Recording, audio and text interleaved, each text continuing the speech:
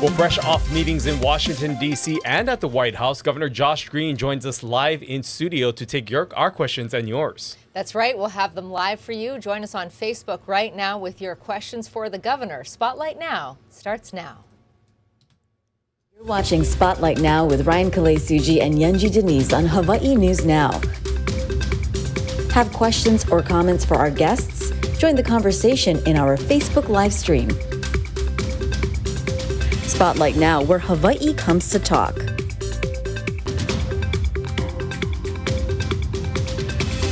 Well, thanks for tuning in here on this Tuesday, a busy Tuesday, a lot of news happening, and we are very lucky to have the governor here in studio with us. A lot to get to.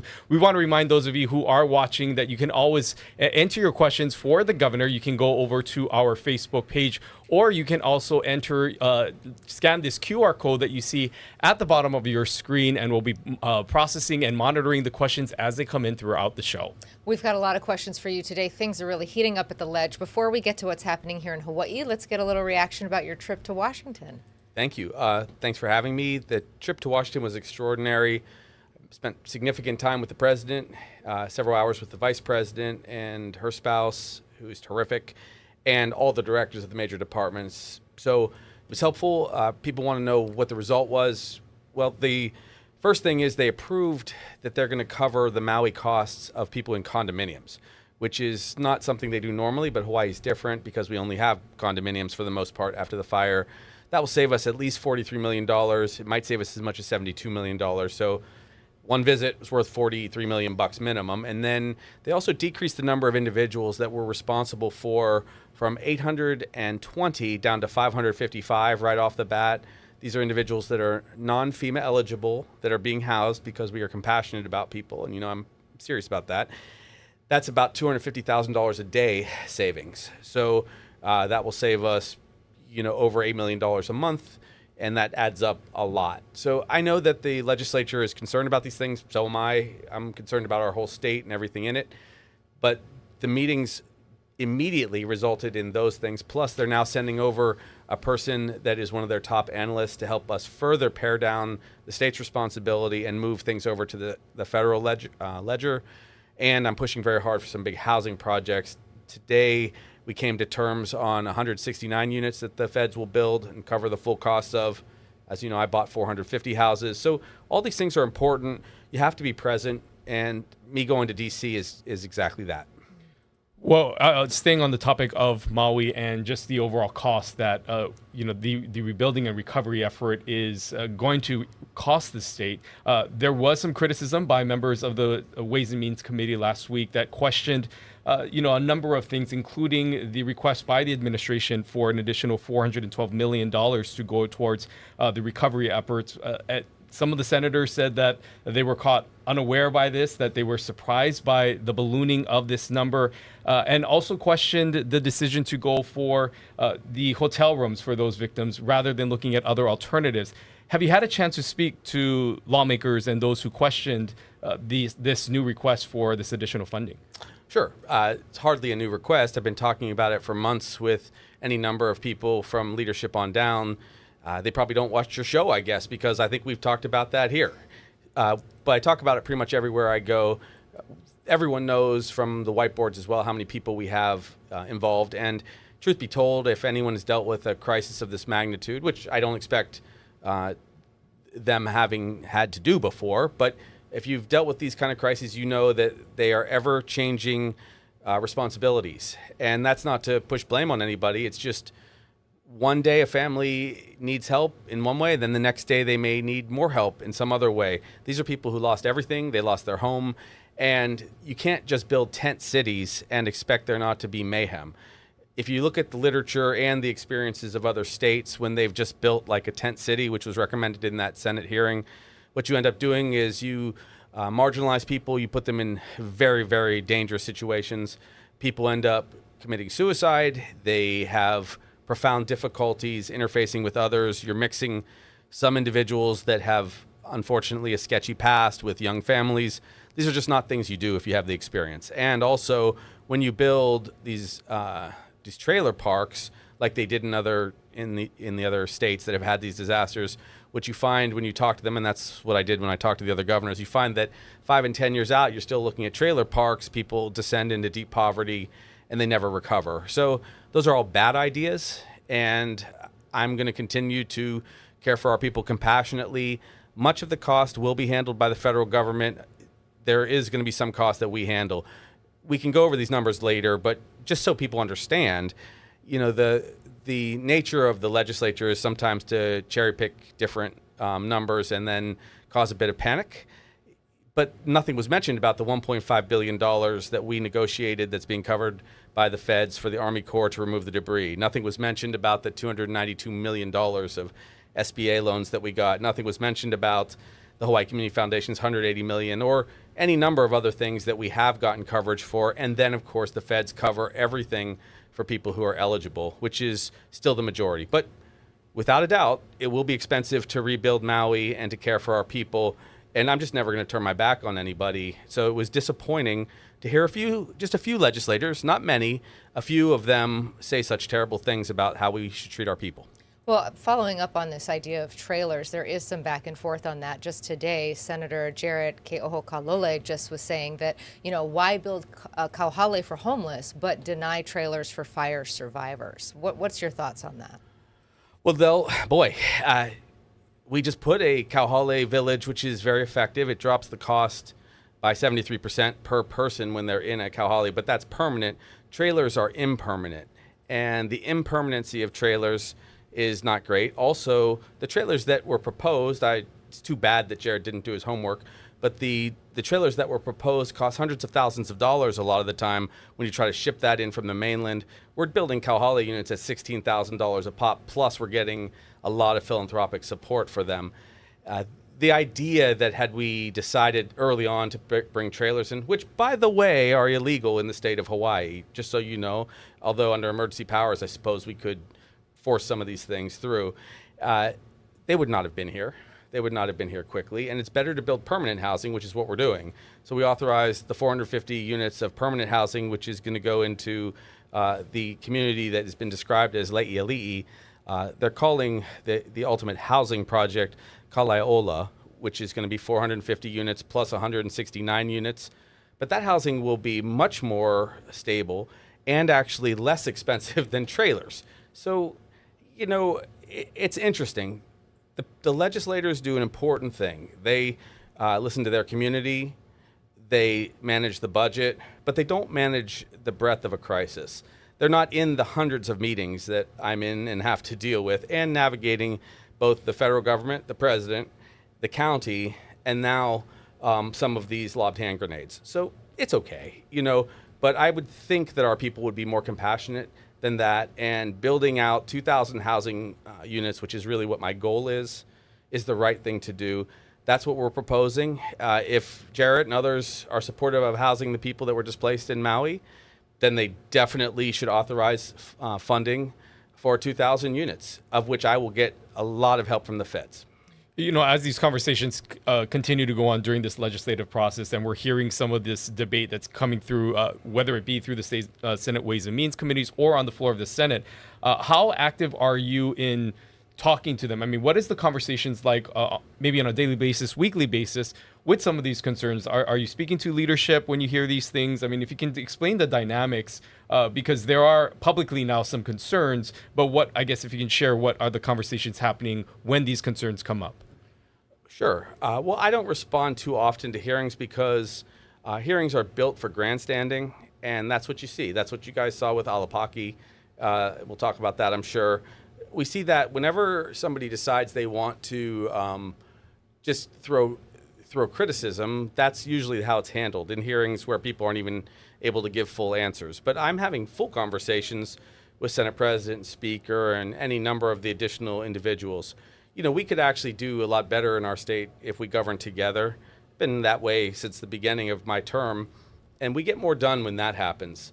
The idea, once again, that any of these costs wouldn't occur suggests to me that people haven't studied any of the historic disasters that occurred. And this is the largest natural disaster we've ever had in our state, so we, of course, have to help Maui. Now, Maui has a lot of resources also. They have received some resources over the years, and that point has been made with capital improvement projects, big schools, and so on. But this is different. This is a moment where you have, 3,000 households fully displaced. We had just under 8,000 people totally displaced. And in hearing what people's comments are from those kind of hearings, you would think that they would be okay sending people to the wind, letting them become homeless if they just can't get out of a hotel room. These are people who are deeply traumatized. They lost loved ones. They lost everything. So I'm not going to be like that. I won't be. That's not what a governor should do. But I suppose a legislator from a district that's away from a neighbor island, maybe they find it easier, I suppose, to criticize the needs of the people of Maui. You know, you referenced the Regents vote, and I want to get to that in a minute, but I would like to also acknowledge those who are watching on Facebook and get in a question about Maui. Jade Moreno is asking, how do you plan to deal with the increased rental rates on Maui across the board? The FEMA offers are skewing rental costs across the island. We've heard anecdotally about people perhaps being forced out of a rental situation to make way for a family that can get these higher rental rates. You know, are you worried that Maui was already, as we know, under a lot of financial pressure when it comes to rental costs? So what do you think that the FEMA rates are doing for the whole housing market there? Well, I appreciate that. So yes, we brought that up with the administrator of FEMA directly. And so they have a person coming in to do a 3-month study to demonstrate, which we already know to be the truth, which is that the rates are going to be skewed by that. So that's why building 2,000 units is very, very necessary. We need to replace, and here are the numbers. We had 561 families that were owner-occupiers in Lahaina. We had 1,843 families that were renting in Lahaina. So we have to replace at least 2,300 units. Some people were able to go back to their homes. Believe it or not, about 400 houses weren't so damaged that they couldn't be kind of salvaged. But we have to build those units to stabilize the market. We have a plan to build 5,000 houses going forward, although that's kind of the 5th stage of the recovery of the 5 stages. And so that's going to take a lot of time. We also know that eventually these subsidies are going to go away. I have left intact. In fact, I signed it today, the extension of the emergency proclamation, which prohibits anyone gouging or prohibits anyone being evicted. And I have my attorney general on this fiercely, because I want her to make sure no one gets treated that way. And I also want us to start cracking down on illegal Airbnbs. It's very important. I hope we'll get a chance to talk about Airbnbs today, as short-term rentals, really, to be more specific, because Airbnb has done a much better job. They've been more generous than most. But short-term rentals have not necessarily met our needs, and that is where the cost is.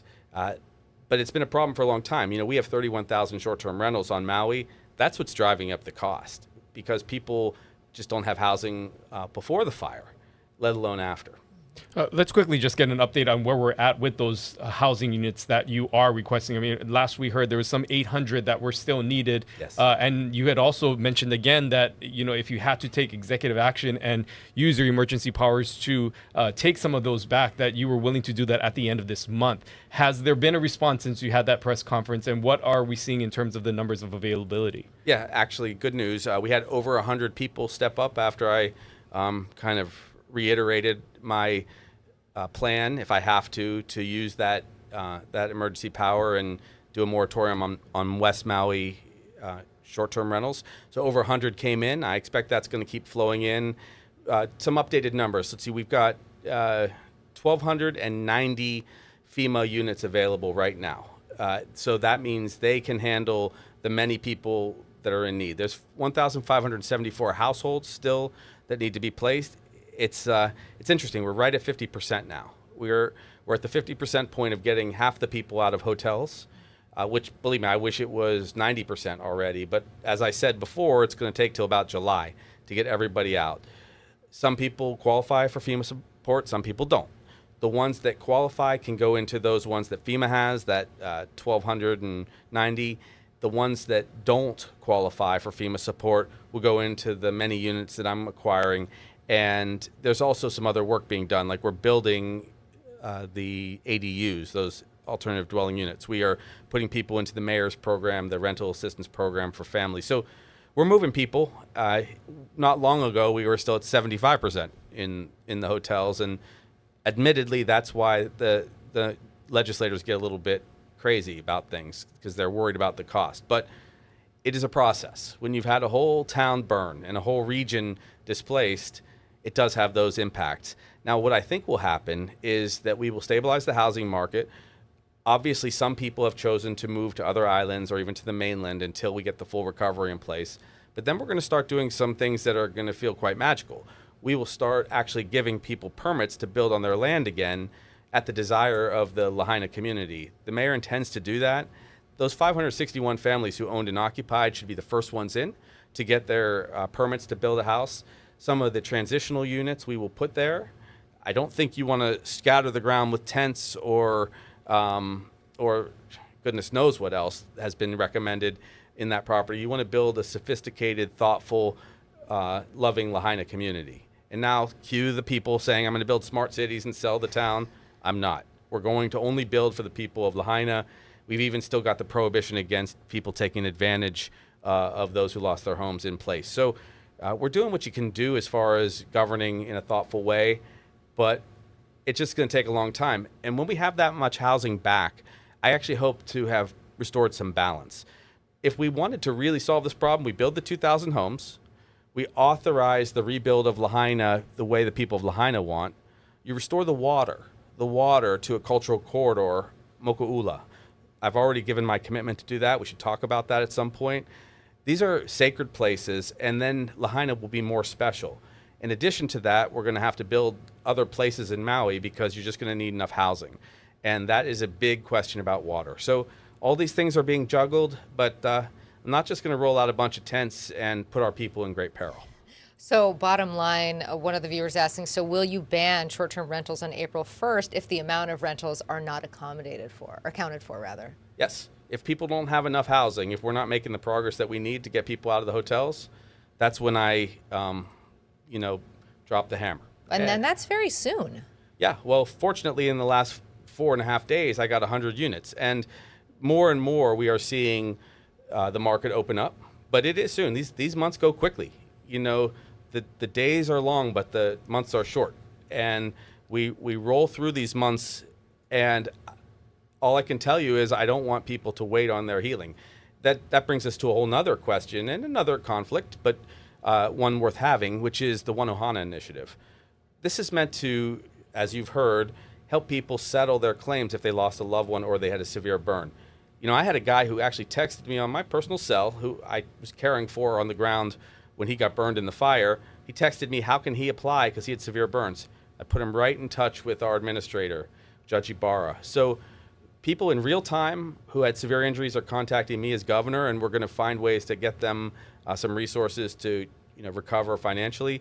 And then those families who lost a loved one, we had 11 people sign up in the first 3 days to be considered for $1.5 million.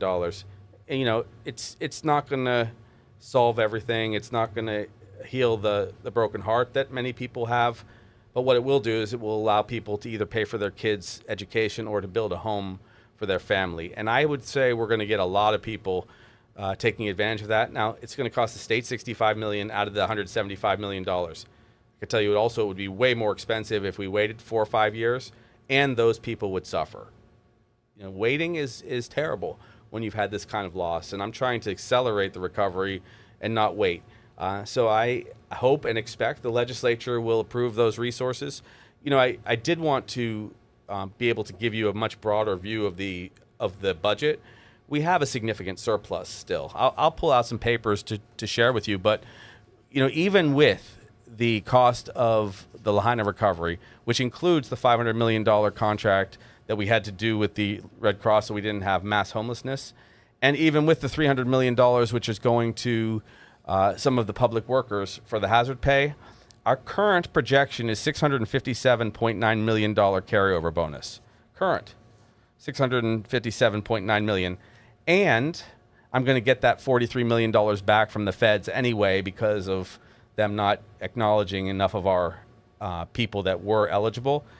And the fact that we didn't cut into the rainy day fund at all means that we are going to have $3.322 billion. $3.322 billion when you combined our carryover balance, the HHRF, which is the Hurricane Relief Fund, which is $180 million, and finally the rainy day fund, which is 1.5 billion. So, when they scream that we're spending too much money to protect and help our people who had the disaster of a lifetime, I take a deep breath and I say, do we have enough resources to still go forward with our tax plan for the poor? Yes. Do we still have enough resources to subsidize the housing projects that we have all across the state, especially on Oahu? The answer is yes. Have we contemplated any cuts in salary or positions? No. So hearings like that, they don't help. I lived them for 14 years, so I remember them only too well. They are bad, and they're bad because they scare people. They scare people who are trying to recover. But these are the breakdowns. That's a 32.5% carryover fund balance, so we keep our bonds intact. It drops down to 22.96 and $2.3 billion at the end of next year. I mean, yes, it is pretty scary to have a crisis like this, but you have to have a steady hand. And that's what we're trying to provide. And just for clarification, because we, have heard reports and also through other hearings in other committees that there have been departments that are being asked to submit some alternative budgets to look at ways to cut costs because of the financial restraints that the state is under because of Maui. Take the DOE, for instance, and education as a whole. There are concerns over cuts that may be needed in the Department of Education because of money that is being allocated somewhere. With what you've presented, are you saying that there isn't necessarily a need to have these types of cuts to other departments within the state? Correct. And let's be very clear on what happened. The chair of Ways and Means, and it's totally okay to send memos out like this, send out a memo asking for what it would look like if one had to cut 10 or 15% of budgets. And these directors felt compelled to respond respectfully to a memo. And so when you respond to someone's letter, then you get to see what these scenarios would look like. But these are not any proposals that we've had. We always do keep a 5% restriction going forward for all departments every year because we want to make sure toward the end of the year you have enough resources if there's an emergency or something of the sort. And by the way, this is, again, I'll reiterate, before we've even contemplated taking a look at using the $1.5 billion rainy day fund. And I mean, I think it's fair to say metaphorically that this was more than a rainy day. It was a tragic fire, but it rained on the people of Hawaii from the standpoint of loss. So that was like a theoretical account, which then got blown up into the sky is falling, you better get ready for that. Well, that's nothing at all that we proposed. I was in D.C. getting us money at the time, so I couldn't really respond, but that's okay. So I hope we don't ever have to do those kind of cuts, and I'm cognizant of how difficult the job is. And let me say this, to be fair. Take Donovan Delacruz, for instance. I really appreciate some of the work he's done on the wellness initiatives. He has worked with us on a lot of projects. I've released a lot of his funds. I know how difficult that position is. And he's probably getting a lot of pressure from some of his colleagues because these are big numbers. Well, they're big numbers because we've never had a disaster of this magnitude. So I don't want people to be alarmist, though. And if we had to make restrictions of any kind, we would do them thoughtfully and have everyone involved in the debate long before we saw any actual cuts. There's also quite a lot of excess that was in the budgets over the past years. As you remember, last year they tried to stash well over $1 billion of extra resources, and I line item vetoed those expenditures just because I wanted to have them for us in case of a very serious situation. Well, we had a very serious situation occur. So thank goodness that we didn't move on those appropriations too quickly because we have to be careful. I want to get to the rest of the state in just a moment, but there's another question here asking about unemployment benefits and if there's any thought to extending those for fire survivors beyond the 26 weeks, because we know that for some folks those benefits are running out or have run out. Yeah, we do have considerations like that, and I do think we should always keep people whole as long as we can if they're traumatized, and that is what they've experienced. There are jobs, though, out there for people. I mean, there's a lot of jobs now. We have a severe workforce shortage, and the hotels have opened up. So most people can get back to work, and actually our unemployment numbers have dropped way back down to baseline. So there's very few people in that category. All right, we have a lot that we want to get to, including your reaction to a Senate vote that happened with one of your appointees for the Board of Regents. We'll have more with Governor Josh Green coming up right on the other side of this break. Stay with us. We'll be right back.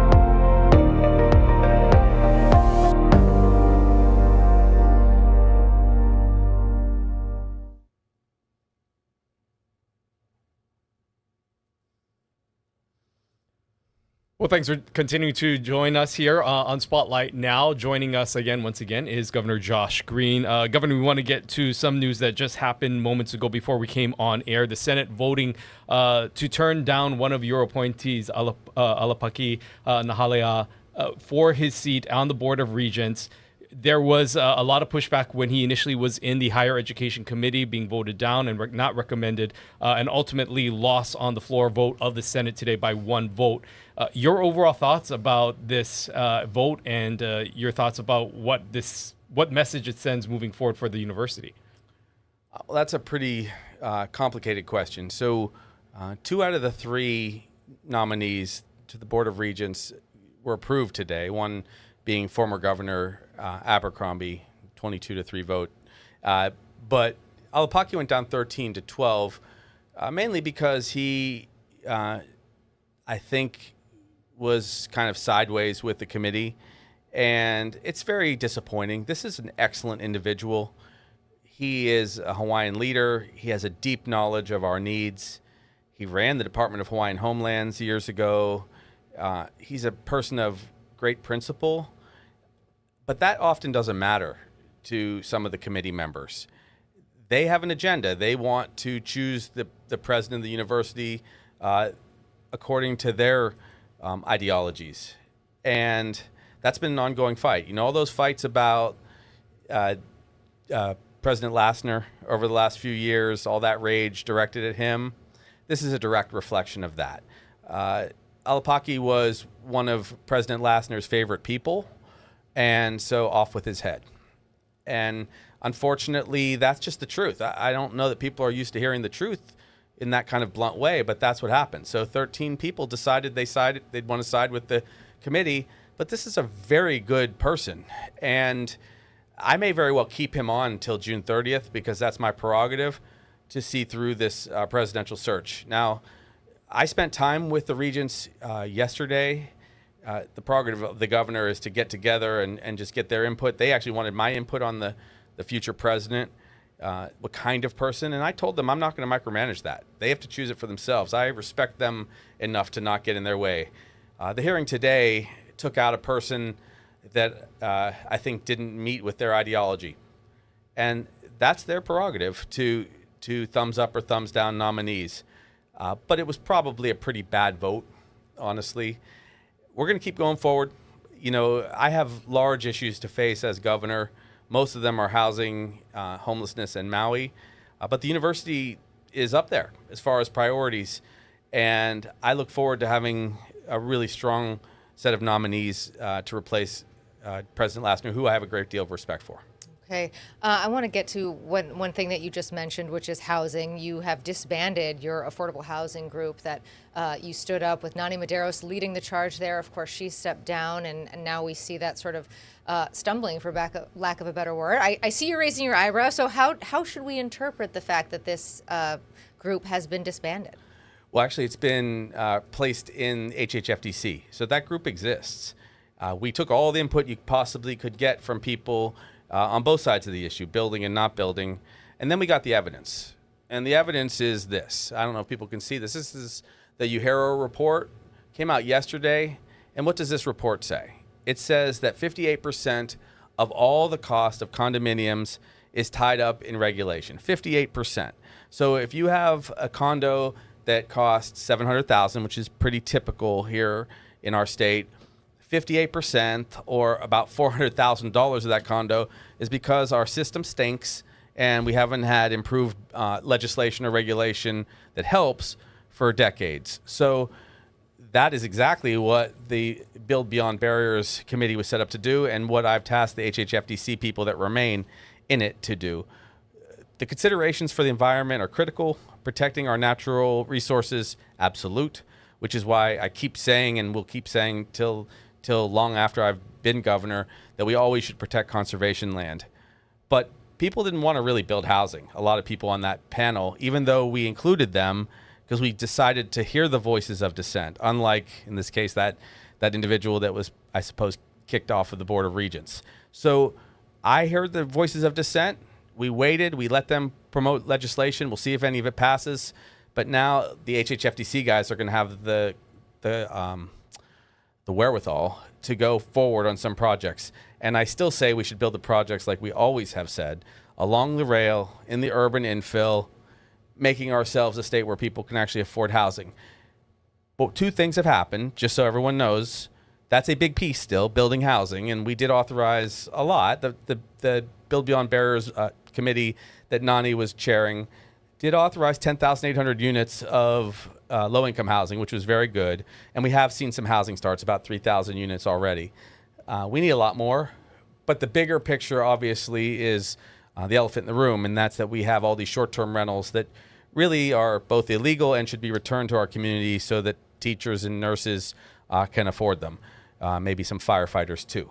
So there are two arms now to our housing plan, and one of them will be embedded at HHFDC. I do find it interesting that one article gets written about disbanding something and that becomes what people think we did. We actually just moved it over to HHFDC so they can manage it, but I understand. I appreciate the correction. Well, you know, one of the other things as during this legislative session, there are a bunch of ideas that come forth. And as we continue this discussion of affordable housing, some lawmakers are saying that we should relook at Aloha Stadium and the money that has been allocated there and use money that was allocated for the stadium and this new build to go towards just affordable housing and do away with the stadium completely, moving plans over to the University of Hawaii. What are your thoughts on the future of Aloha Stadium and any other lawmakers who are proposing such ideas to do away with the whole idea of Aloha Stadium as a whole. It's madness. You cannot govern that way. We do this all the time in Hawaii. We go down one road for a long time. We get years of input, and then people get cold feet and they second guess and nothing gets done. This is why we're 50,000 units short of housing. This is why our schools haven't gotten improved. This is why we didn't have enough very low income housing for homeless individuals, because people get frustrated, they bail on plans and nothing gets done. So look, I'm going to spend 4 years, 8 if people give me another 4, and I'm going to make sure that we work on some of these projects. People asked me to build a stadium. They went through the process. Kudos to Glenn Wakai for pushing that. We'll build the stadium. We also will build housing, by the way, there. I believe we've projected 4,500 units that can be built there. There are no shortcuts. Just so everyone knows, we would do well by getting rid of that, 58% of overhead. That would help us a lot. You could build twice as much, or you could build things at half the price. We have to learn from our past mistakes, but I'm not going to turn my back on plans. In general, I think you make a decision and you go forward. There was sticking with affordable housing, there was a massive fire on Kauai just over the weekend. It destroyed an affordable rental housing development on Sunday. Arson has not been ruled out. County officials are very upset about what has happened there. This development had received some pushback early on from the surrounding neighborhoods. What are your thoughts about it's hard to say whether this is arson or not, but this is a huge loss for the affordable housing fight. Yeah, it would be tragic if someone committed arson and took that housing project down. You have a pretty incredible conflict that's going on between those who want houses for local people and those who don't want building and don't want people to move here. And it's not ethnic based. It's an ideology challenge that we have. I have no idea whether it was arson, and I'll be there to support Mayor Kawakami and his people in whatever way he asks. So I can at least say that. But we have to reconcile some of these differences. I want to tell you something about what we're doing for Maui, and it goes beyond the building of houses. It goes beyond firefighters. It goes even beyond the reason that the fire started. We do intend to restore sacred lands to the Hawaiian people because we've spent too many generations not making past wrongs right, and that leads to conflicts. Certainly that's not why the fire occurred anywhere, but the conflicts prevent us from agreeing to build housing for our next generation, for our kids. The conflicts prevent us from being analytical about some of the big projects that we have to at least consider for the good of humanity. So I would say I'm going to work on healing that rift. So we're going to provide resources to restore the fish ponds down in Lahaina. Moku'ula has a sacred space in the Hawaiian traditions. That's going to be restored. I've already asked our DLNR director to work with I believe his name is Keimoku, and Jamie, my wife, stepped up and who has a deep connection to the community across the state, the Hawaiian community. She also wants to help with that, and so we're going to do that kind of thing. But you asked the question about conflict, basically, and potential, damage to some structures. There are a lot of people out there that are really not all there anymore, that will do terrible things. About 3% of the population has some pretty profound challenges with both addiction and mental illness walking around every day. And then there's about 20% of the population that's found themselves in a state of somewhat depression or despair, made worse by the fires, way higher. Over 55% of the people in Lahaina have dealt with some form of depression. And that affects how you think and operate and work through challenges in life. We need to help those people, and then we can probably move our state forward. I want to talk a little bit more about some of the other legislative priorities that you had going into this session. And one of the things that you have come on this show to advocate for, and we've heard you talk about it, has been what was then your green fee. Now it's a resort check-in fee, really as a way to help provide an additional source of funding, really for, as you said, environmental issues, things that would help with fire efforts moving forward. Where do things stand now with this proposal of a resort check-in fee, or what mechanism does that look like now? The bills have been surviving. They go all the way to the end. They're absolutely critical. Big picture, we need to have a fee and a kind of steady stream of resources to help us with our environmental needs and our insurance needs. The disaster insurance space is going to have to be protected. So I'm going to have to rely on the legislature to pass those things. I'm able to fund projects under emergency rules when necessary. I'm able to house our people when there's a crisis, but I can't simply create a tax or create a fund. That is the requirement of the legislature. If we had had this before the fire, like I said the last time we were together, think how good off we would be. We would be very well off because we would be already looking at using those resources to help us settle the disaster and to rebuild and to fill in the gap that people don't have insurance for. That's significant for a lot of people. We need to do these things. I've been sharing this across both the country and our state. The opportunity to meet with 40 other governors, the president, the vice president, to share with them what our experience was on Maui was important to me because they're going to all face these problems too. There are fires in Texas. There are fires in California. There have been disasters all over. This is just going to be part of what we have to do as a country. I think they should pass that legislation.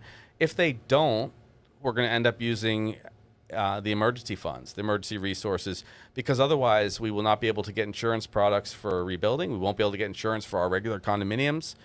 The state would face a dire economic circumstance. I hope that the few legislators, and it's probably about 5 people who seem to have a problem with me, would just drop it.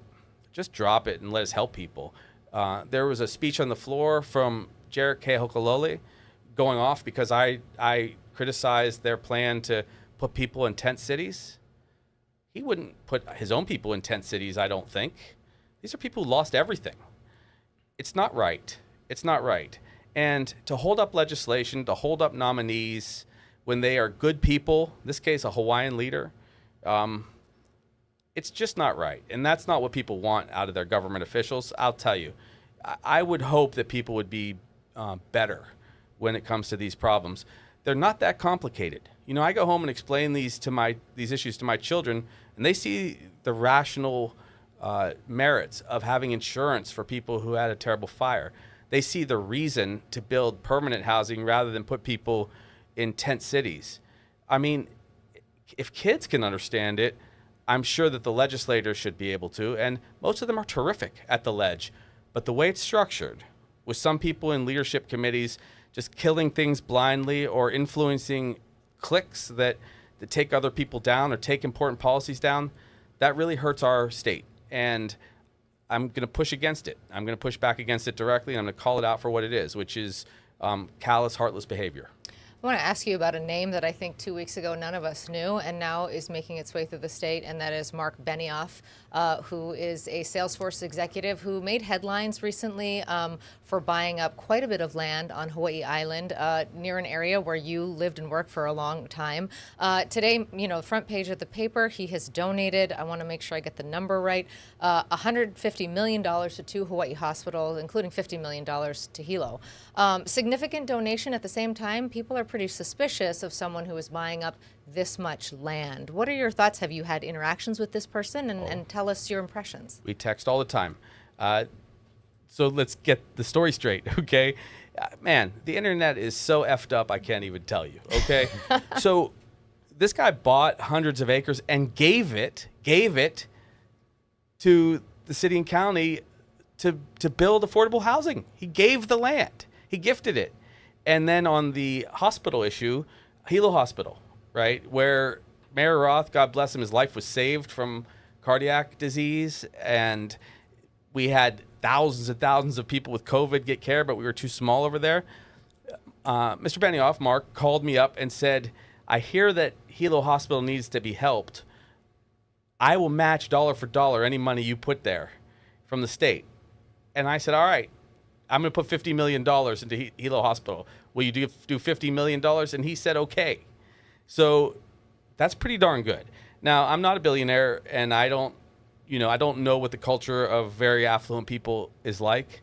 But Mr. Benioff's been in his house for 25 years on Big Island, and I don't really think that he's abusing anybody over there. But he is being incredibly generous. And then the $100 million he gave to Hawaii Pacific Health, which will help them expand their services statewide. Mind you, Hawaii Pacific Health just provided the care for all of our burn victims. I mean, are we really going to complain about that? I don't know why, except that there is a fundamental problem with taking some people's complaints and conflating them into a rage against people who are trying to do some good. Now, no one's perfect, I'm sure. I don't know most of the billionaires of the world, but I know that when he gives $150 million to healthcare, it's something I've been hoping for a long time. By the way, it didn't stop there. We talked about the HELP program, which the legislature gave me $10 million in the first year and $20 million in the second year. We did 585 scholarships, and we're going to do 1,000 more in August for loan forgiveness for social workers, nurses, and doctors. So I called Benioff up and I said, look, we're really short on Big Island. We're 40% short of healthcare providers. We could do with some more scholarships over there. And he said, I'll match you dollar for dollar over there. So he gave $5 million to pay down the loans of family doctors and surgeons and nurse practitioners and social workers over on Big Island. That was him. I want to ask you about that. How has that program been going? Because when you announced it, there was a lot of interest, but there comes with a lot of people that have to prove a certain documentation. How has that overall program been going in this rollout over the last few months? It's a killer. It's amazing. 585 health scholars already, and another 1,000 coming online when we do the next batch of these scholarships. That was like I said earlier, I'm really on occasion disappointed by some of the folks at the legislature and the way they behave, but they did fund some good things. And when they funded that scholarship program or the HELP program, that was great. Now, it did take me 15 years to convince everybody to do it, but they did come around. And in about 6 years, I estimate we will have no shortage of healthcare providers at all in the state at this rate. And maybe faster because the likes of Mark Benioff and others who might match some of the dollars that we put in. It's good. Right now, everyone's worried about the budget. We just came up with those $55 million from Benioff. Plus, he, by the way, threw in $1 million for the community health center over at West Hawaii, which takes care of our Medicaid patients. So I'm not going to ever point fingers at people who are generous, and I'm going to welcome everybody from around the globe if they have the right values in heart, which he appears to have for Hawaii.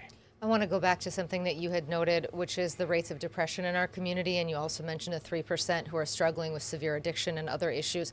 You made headlines recently for declaring Hawaii a trauma-informed state, and I think a lot of folks don't really understand what that means. Yes. Tell us how that fits into helping, the nearly 1 in 4 or 5 people in Hawaii who are struggling with some kind of mental health disorder. Yes, and before I get too far off on these numbers, because I even addressed the methamphetamine conference this morning, and amazing work by Dr. Baker and others.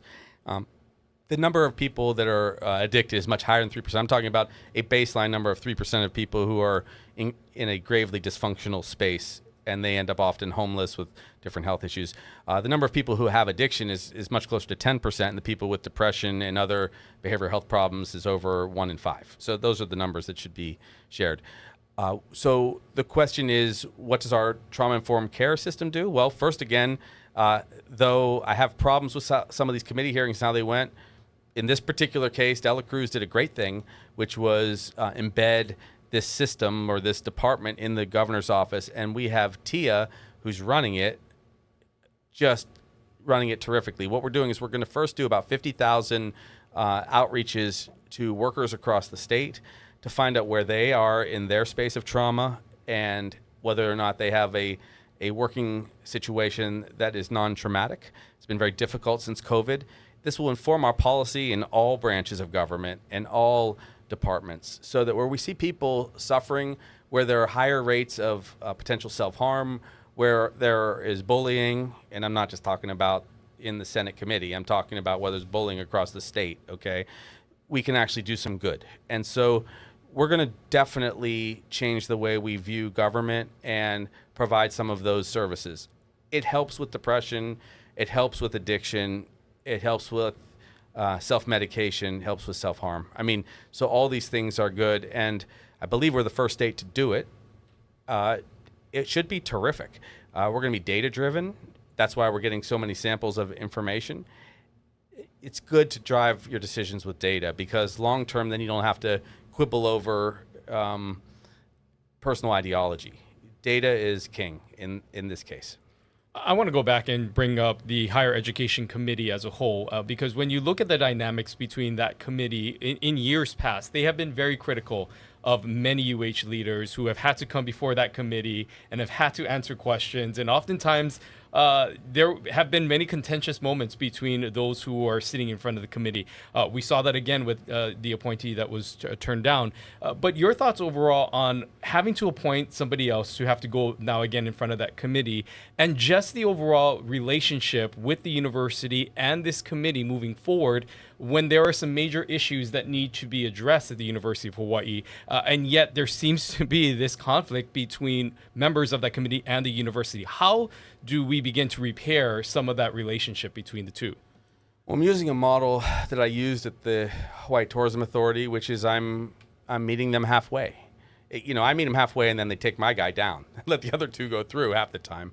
But with the Hawaii Tourism Authority, I put some people in there that could help bridge the differences that existed. And now you notice we're not really talking about the Hawaii Tourism Authority being bashed or chopped up. Instead, it's going forward, and it's a much healthier working environment. And I'm going to do the same thing over time with the Board of Regents. Like I said, I did address the entire Board of Regents, and I compelled them to work together as colleagues, even if they have, unfortunately fallen into one faction or another. We don't have enough time or bandwidth to have factions in the state of Hawaii. We actually need to all be working towards some solutions. And so that stuff that you see in the committee, that's playground bullshit, okay? And it's not good for anybody, and it's got to stop. It really has to stop. And I have the opportunity to stop a lot of it, because if we continue to see this, I'm going to ramp up my approach, and I'm just going to be firmer each year with how I govern. And I'm going to govern on behalf of people who are kind and good, and I'm going to make sure that the policies that they promote go first. And if there's nonsense that continues to hurt others or take down a guy like Alapaki, I'm just not going to have it. We have to be better than that. So we'll see. We'll see how long it takes to get there. People should look into their hearts a little bit more and be kinder to people who are willing to put their hand up and serve, kinder to people who may not be perfect, but who did a pretty good job. You know what? On the whole, President Lassner got very good reviews, extremely good reviews at the federal level, where tons of money was brought in for research and development and for so many programs. But of course, sometimes you just can't get past that pettiness that exists on the playground. And everyone sees it. I'm sure it'll be called out 10 different times from this interview alone, but it has to end. There are too many people that need us to deliver on housing and homelessness and affordability and the environment. There's just too much to do. You have a master legislator in your cabinet, in your lieutenant governor. I'm wondering, with all of this, what you call playground activity, how much you are calling on her to kind of step in and help behind the scenes as well. Yes, Sylvia is terrific, and she does a lot of that. And I've also got Blake and Brooke and Makana and everybody to do that. But yeah, Sylvia is very skilled. I, of course, did what other governors have rarely done, which was ask her to take on top projects for the state. But I'll tell you, it's difficult because you can't allow people to divide you as an administration. And that goes on. That goes on behind closed doors. And if I deployed Lieutenant Governor to take on a particular problem, half the time she gets surrounded and pressured to move me the other way. And I'm just trying to help people, honestly. I am really cognizant of not playing along with special interests. I'm really careful to just stay attentive to our big problems that I've expressed so many times with you. And that's not necessarily the people's game that she would have to go and intervene on. They're really not putting the people first when they do these things. And so to ask her to go and convince committee members to change their vote, they're not doing it because they want to help people. They're playing those games because they're playing favorites with friends. And that's really hard to solve. But Sylvia does great work. She's done a lot of huge things for us on early education, on broadband, and she's helping definitely with some of our decisions on the housing front for Maui. So you try to use all your people. If I could implore members of the other branches of government to just first think about what our people need, we wouldn't have to have any of these arguments. Okay, well, we are unfortunately out of time. But before we let you go, just really quickly, as we kind of talked, that we began this conversation talking about Washington, D.C. Oftentimes when governors go to these conferences, they somewhat form alliances and they form deep friendships. Out of all the governors that you've talked to in the other states, who would you say you're closest to and have built somewhat of a special rapport with? Oh, that's a fun one. I like it. I have a deep fondness for Wes Moore, the governor of Maryland. And, I've actually struck up some serious friendships with a bunch of Republican governors because I'm in the Western Governors Association too, and a lot of them are Republicans. Gordo from out in Wyoming is quite a cool guy. I like Sununu a lot, who's a Republican out of New Hampshire. And I have to say Pritzker's been pretty kind to me too out of Illinois. So there's just a bunch of them. I mean, I could say great things about the governor of Oregon. Gavin and I hung out. I mean, there's a lot of these things, but I have to say, Wes Moore, he is particularly nice and kind, and I really appreciate that in him. Okay, and we appreciate you coming in today. Thank you so much for being here. Stay with us. Spotlight Now continues right after this. Spotlight Now with Yunji Denise and Ryan Kalei-Suji. Connecting you with newsmakers from throughout our islands. Going in depth with Hawaii's leaders and taking your questions live. Spotlight Now, where Hawaii comes to talk.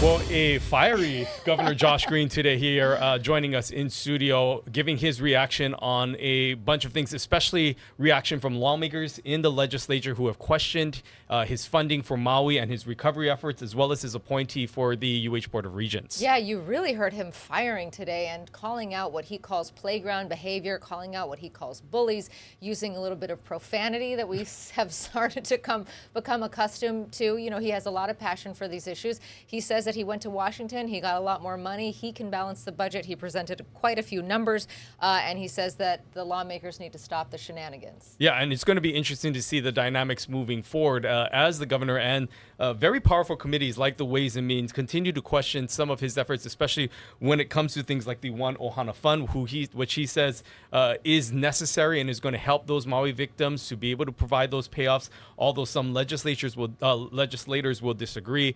We also heard just some of that pushback also with some of the things that he wants to do, which is the overall budget and other state departments, which he says is intact. Yeah, and he says no need for the 10%, 15% cuts that were floated. He says that that's not necessary. Also, it's a hard no on trailers for Maui wildfire survivors.